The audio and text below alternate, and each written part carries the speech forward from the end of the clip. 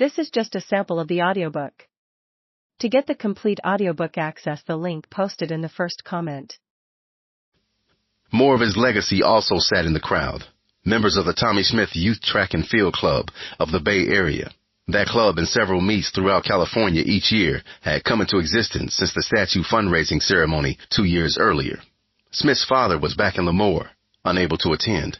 7 weeks later, on December 5th, James Richard Smith, who had told young Tommie years ago that if he ever finished second in a race, he would have to return to the fields, died at age 94. On stage were, among others, Lee Evans, teammate at San Jose State, and at the Olympics and lifelong friend, Dr. Harry Edwards, the professor who helped light the spark of the protest, Eric Grotz, and Alfonso Dialba, the students who turned a classroom idea into the reality before them, and the athlete who at the time was an unexpected accomplice on the victory stand, Peter Norman, the silver medalist in the 200-meter final who wore the Olympic Project for Human Rights button on his uniform as the anthem was played, had made the trip from his Australian home. Norman is not depicted on the statue, but well into the night, he posed for pictures atop the silver medal stand, intentionally left empty by sculptor Rigo 23, to inspire future visitors likewise fill the space themselves.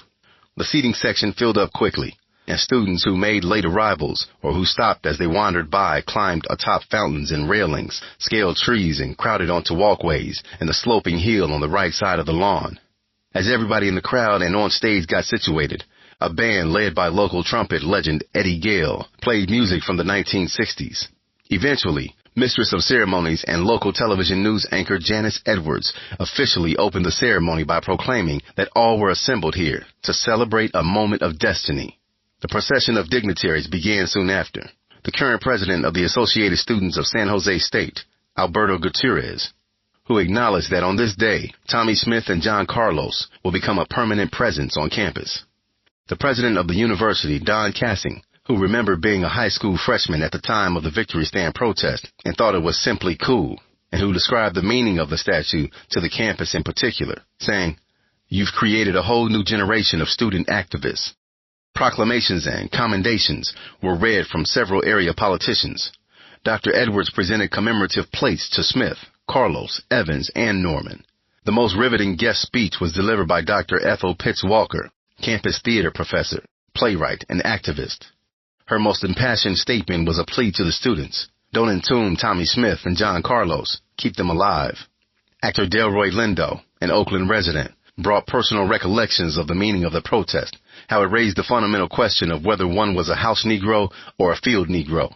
In taking their stand, he said, "Tommie Smith and John Carlos told me I am somebody." The honorees were introduced to the crowd by Norman, who said he had always stayed in touch with his fellow medalists over the years and never let up in his support of the cause. His final words, in his sharp Aussie accent, before bringing Carlos, then Smith, to the podium, "These two men gave away that Olympic glory in 1968. San Jose State University, you're giving them back that glory today, and I'd like to thank you for that." Just shy of a year afterward, Norman passed away at age 64. Smith and Carlos traveled to Australia to serve as his pallbearers. When their turn came to speak at the unveiling, the two men slipped easily into character as they reflected on what was taking place in front of them. Carlos was expressive and verbose. He called for Evans to have a statue in his honor as well. He talked of the honor of competing against and teaming up with another world-class sprinter like himself. In making the gesture, he said, "I stood up and said, 'America, I'm your son, and I'm wounded.'" Smith was more in awe of the entire scene.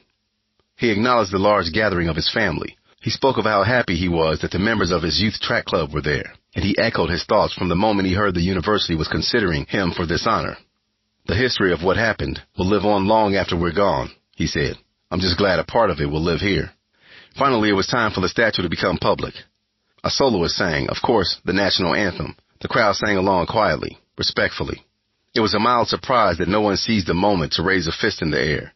It didn't matter, though, because the fists that would be raised forever were coming into view.